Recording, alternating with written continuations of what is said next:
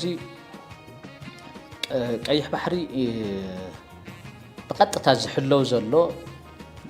ناي منجستي إرترا وتهدروا عقمي ناي سلل عقمي even ناي دبلوماسي عقمون زنا عقي يكون تحزلو ناي سرعة هقدف مالتي 11 كيلومتر يما حدر له مس جبسي تم حزيديو مس راشا مس تشاينا تم حزيد سو تي هزلو سرعة هقدف زمرح زلو ناي إرترا زما حدر زلو أكل سرعة سياسة فوركي 11 كيلومتر سكير غير يزال إثيوبيا جزاتها حدنتها سكير يجورتن بسودان تتحسن الله بإرترال تتحسن بدو السودان ونزا أتيو نايدو السودان عتقات الله إثيوبيا سكير يجورتن إرتراجل 100% سكير غيراس نايتجرا جزاتها حدنت وري راز حزت عديا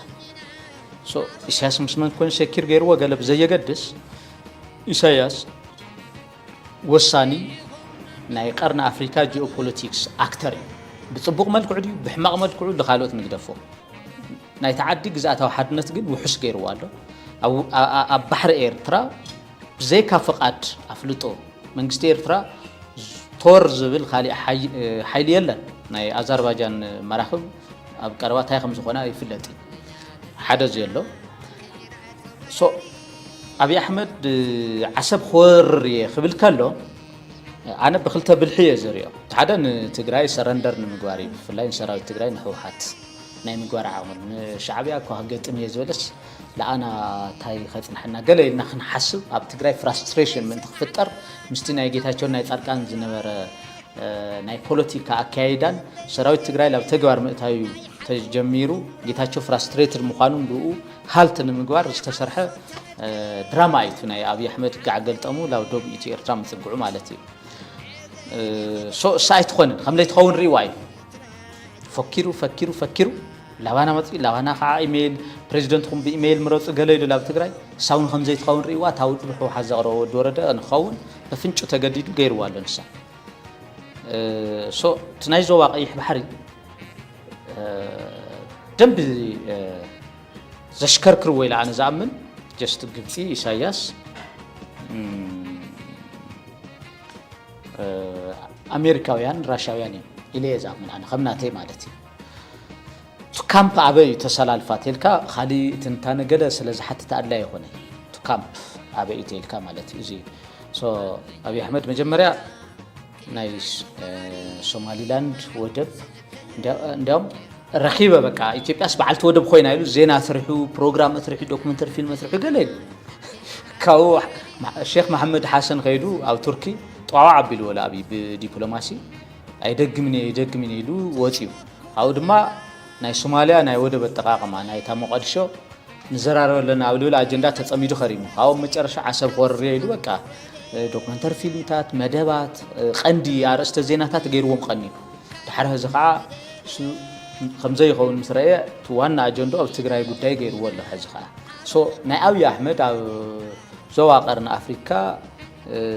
في الآخر عمس بحر تتحيزو تغطفت أراينتو إس بلاسيبو تطولة طبقي بلاسيبو سياسة فرق وجي وزلنا أبي أحمد تي ديستيل ووتر ويكا تي معجسي يوجي وزل من بخير خبر مالتي سو زي أقليل كازر أنا قريب هنا ناي أبي أحمد ثقتي أب زوا قرن أفريقيا أب قيح بحري اسمين إنجلس من نجر يولد شوف تايسم خعجرجر خالي خم هتان كل عاقل من زجورة نجر يلا عقمي ولا نايم جوار عقمي سلا زي ولو مالتي من هالوقت نايم تجارب بوليتيكا أو نايم إثيوبيا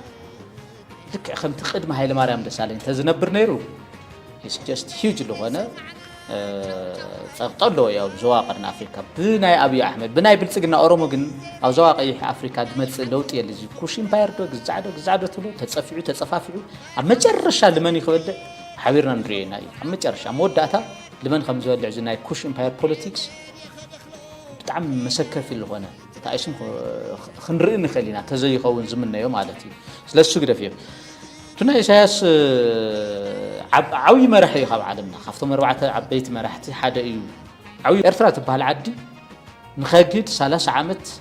عتقاو قال سي إرترا مريحي 3 عامت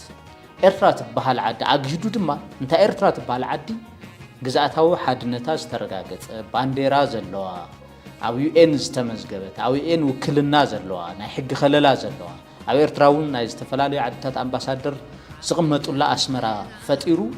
ተወሳኺ 30 ዓመት ዝመርሕ ዘሎ ሰብ ስለዚ እዚ ዓብይ ሰብ ተፈተተ ብሉጽ መራሕዲው ወይስ ብሉጽ ኣይኮነን ዝብል ግን ብዙሕ ዘረባ ኣሎ ክንዛረብ ንኸሊና ኣብ ኢሳያስ አፈወርቂ መሪሑ ማለት ብዙሓት ጀጋኑ ኣለዎ ማለት እዩ ኢሳያስ ዝመርሖም ብዙሓት ጀጋኑ ጀነራላት ገለገለ ስዋኣት ስንኩላት ኣለዎ ኤርትራ ንክትጋሃድ ተረዲእኽኒ ትግርኛ ንጹር እዩ ላብ ካሊ ኣይንጥወዮ ዘለዎ ህዝቢ ላብነት 17 ዓመት ብረታዊ ቃልሲ ህዝቢ ትግራይ እንኳን ዓዲ ኣይኮነ እንዶ ዓዲ ንምግሃድ ሱር ካሊእ ንምስራሕ እውን እኹል መስዋዕትነትን ቃልስን ተገይሩ እዩ ግን ህዚ ንሕና ዓዲ የብልና መንነትና ኣብ ኢትዮጵያ ብጥርጣረ ዝረአ ጄኖሳይድ ዝፍጸመና ናይ ቁጠባ ነፃነት ዘይብልና ናይ ሴኩሪቲ ነፃነት ዘይብልና ናይ ግዛእታዊ ሓድነት ናጽነት የብልና ንሕና ኢትዮጵያ ህዚ ዓድና ኣይኮነትን በመሰረቱ ዕል ፕሪቶሪያ ናነብር ዘለና ኤርትራውያን ዓዲ ኣለዎም ዓዲ ኣለዎም ኤርትራውያን ፅንሒ የብሎም ናብ ዝሕጀ ሰዓት ኤርትራዊ ኩሉ ኣስደት እዩ ዘሎ ኤርትራውያን ዓዲ ኣለዎም እዩ ይትሕዘብ ኤርትራ ዝረአ ዘሎ ዝብላ ዓዲ የለን ፅንሒ ክመፀል ዓዲ ዘሎ ስርዓት ዓዲ ገዲፉን ክወፅእ ተገይሩ እዩ ነገር ግን ዞም ሕዚ ለልዓልኩም ኩሎም ኣብ ትሕቲ ሃገር ኤርትራ ምምስራት ዝፍትሑ ነገራት እዩ እቲ ኮለን ጠጠው ኢሉ ኣሎ ገዛ ምስርሖ ይተርፎን ኮለን ጠጠው ተይሉ እቲ ገዛ ክስራሕ እዩ ሕዚ እቲ ቀለም እቲ ዲኮሬሽን ትገለ እዩ ተሪፉ ዘሎ ትዝዓበየ መስዋዕትነት ዝሓትት ምግሃድ ሃገር ስለ ዝኾነ ንሱ ሴኪር ገይሩ ኣለዋ ኣኮምፕሊሽ ገይሩ ኣሎ ኢሳያስ ትሕቲኡ ዘሎ ከዓ ዝቕፅል ዘሎ ናይ ኤርትራ ጀነሬሽን ይቕፅል ስለዚ ናጽነተይ ኣይተረጋገጸለን ሰብኣዊ መሰላተይ ኣይተረጋገጸለን ኣብ ኤርትራ ክነብር ይኽኣልኩን ዝብል ሕቶ ትሕቲ ኤርትራ ሃገር ጌርካ ንምግሃድ ዝኽፈል ዋጋ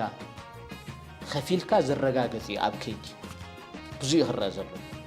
ስለዚ ኢሳያስ ብሉጽ መራሒ እዩ ኣይወልኩን ግን ዓብይ መራሒ እዩ ክሊር በቃ ምንም ሕቶ የብሉ ኣብ ምብራቕ ኣፍሪካ ናይ ኣብይ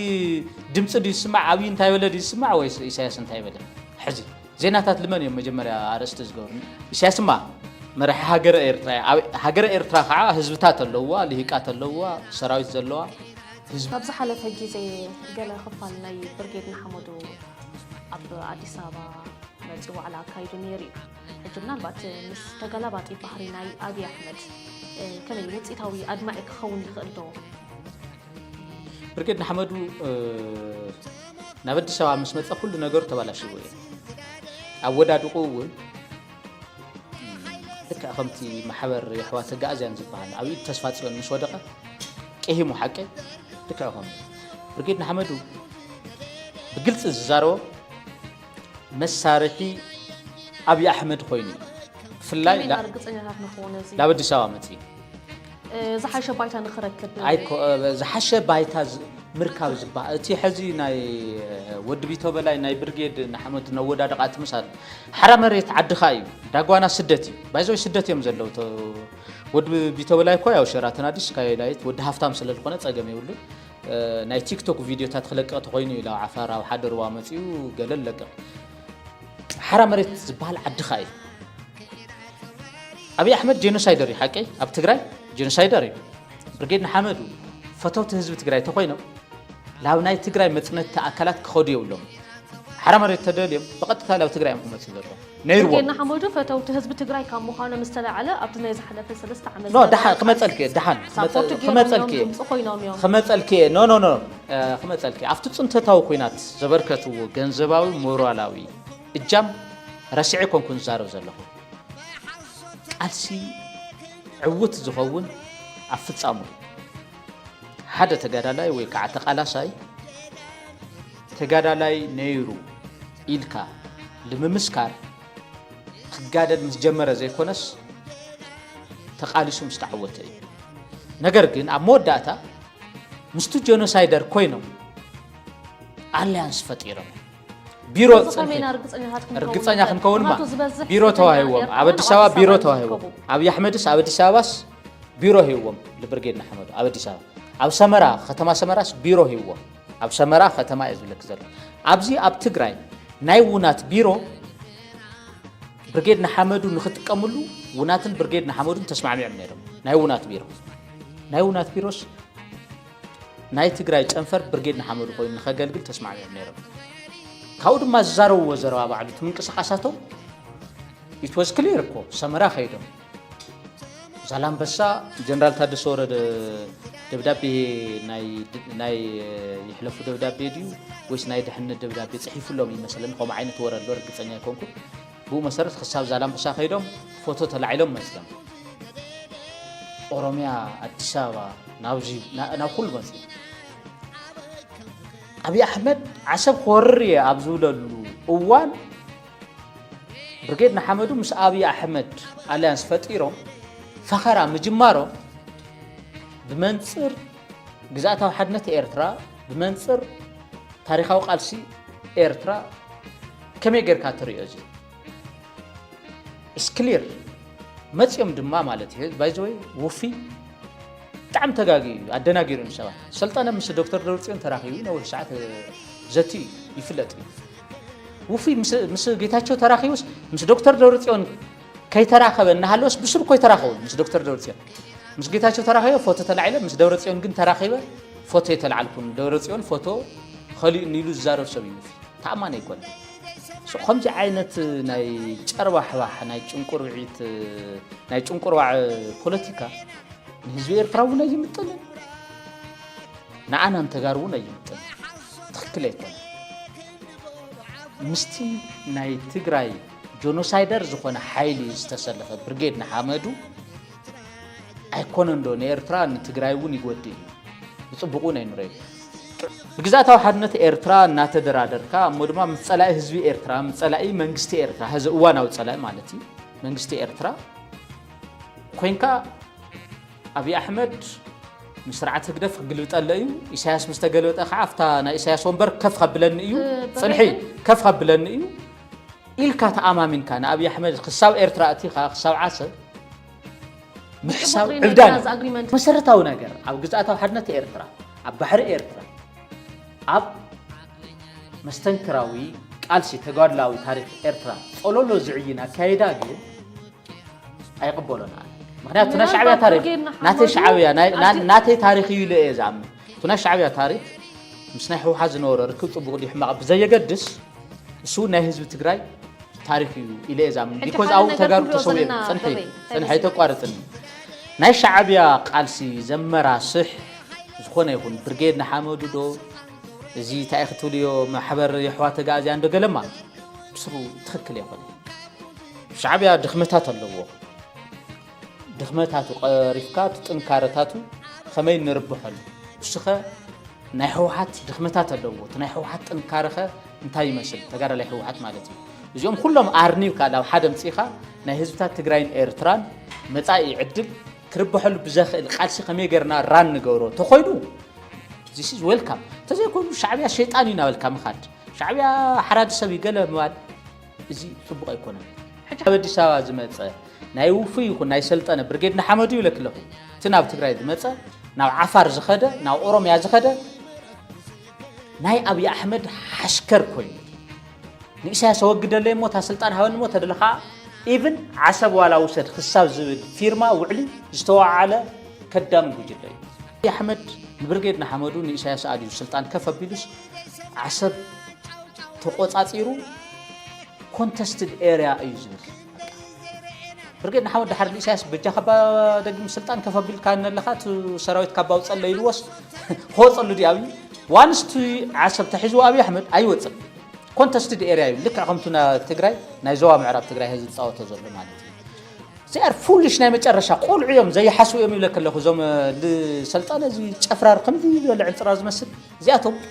ኣይርድኦም እንቲ ናይ አብይ አሕመድ ፀዋታ ብጣዕሚ እዮም ተታሊሎም ብስሩ ክገዙ ዘለዎም ክስልጡኑ ዘለዎም ብስሩ ከይሰልጠንካ ሰልጠነ ዝበሃል ሽም ይወሃብ ዲኽን ነውሩ ኮ ይበውነ እዚ ኢማቹርቲ ፖለቲካሊ ኢማቹርቲ እዩ